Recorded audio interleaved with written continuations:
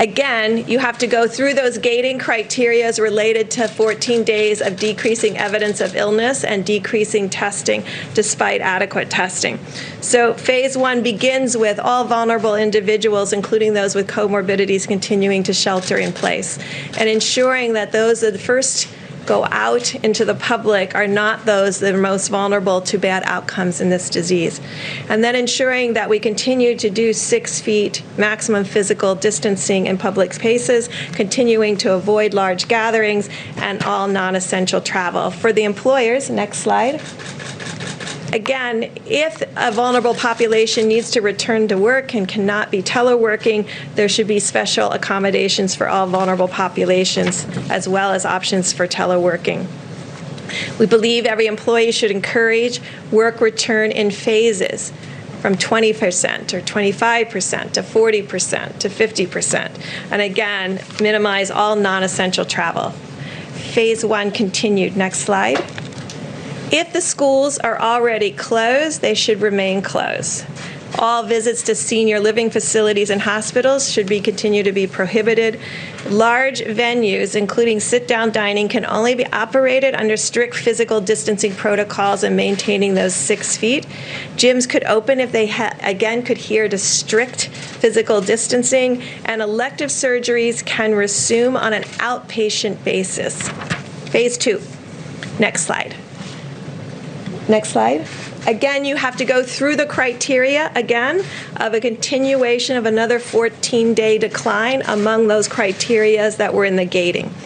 Again, we're asking for all vulnerable individuals shelter in place.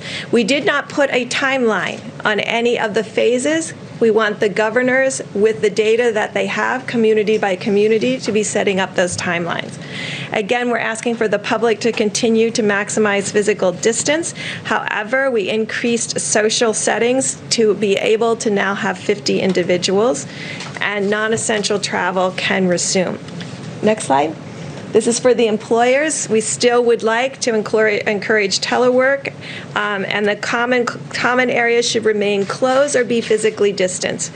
All non-essential travel for employees can resume, and then again, special accommodations for vulnerable. Next slide.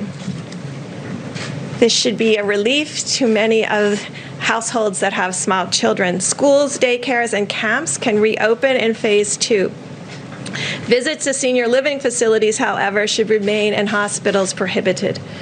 Large venues can operate, but solely under moderate physical distancing, and elective surgeries can resume on an outpatient and inpatient basis.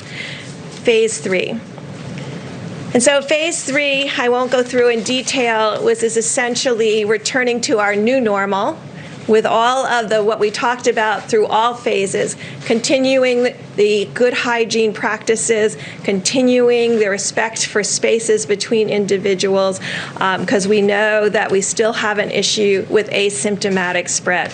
I do believe with this plan that we're both confronting the issue of finding symptomatic individuals through our networks with early alert, as well as those who come and present to different hospitals and emergency room with testing and contact tracing, but critically have put in place what we believe is a safety net through asymptomatic sentinel surveillance that is centered around our most vulnerable groups between nursing homes and our Native American people and indigenous populations, and our inner city groups that we know may be in multi-generational households and of unique risk.